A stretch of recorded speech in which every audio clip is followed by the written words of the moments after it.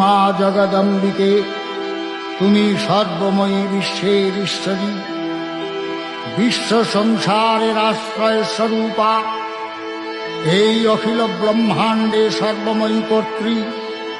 তোমার অন্তরস্থলেই সৃষ্টিকর্তা ব্রহ্মা, সর্বশক্তিমান বিশ্বপাতা বিষ্ণু এবং প্রলয়কর্তা দেবাদিদেব বিরাজমান।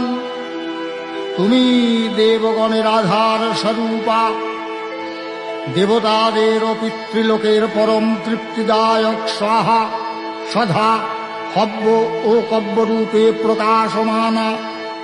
হে মা কালী, হে মা বিশ্বজননী, তোমার শরণাগত ভক্তের প্রতি তোমার আশিস প্রতিনিয়ত ভক্ত মস্তকে যেন বর্ষিত হয়, শুধু এইটুকু প্রার্থনা।